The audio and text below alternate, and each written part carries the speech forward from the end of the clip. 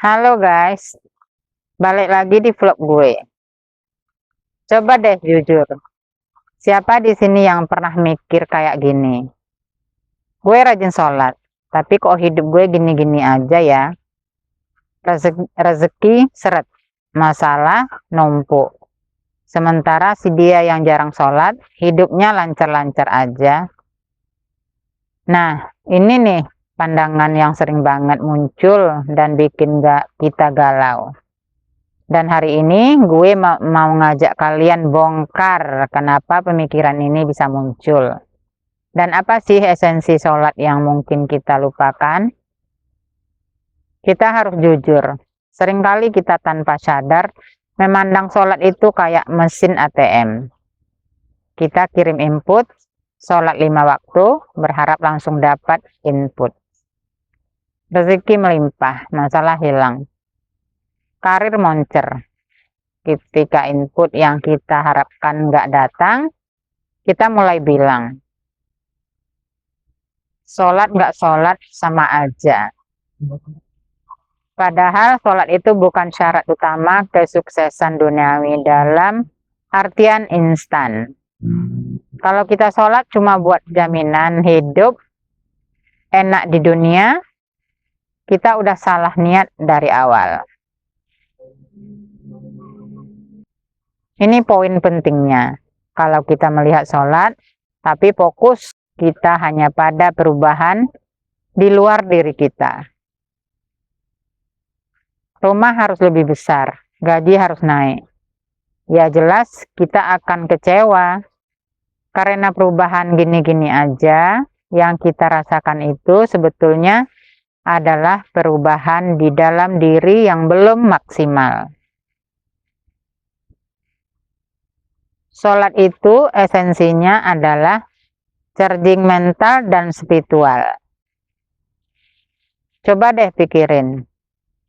Disiplin. Sholat mengajarkan kita disiplin waktu.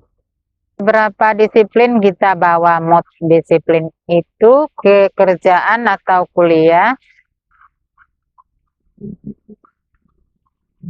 Ketenangan. Saat kita sujud, kita meletakkan semua masalah. Seberapa sering kita benar-benar fokus dan merasakan ketenangan itu, lalu membawanya sebagai energi positif menghadap hari.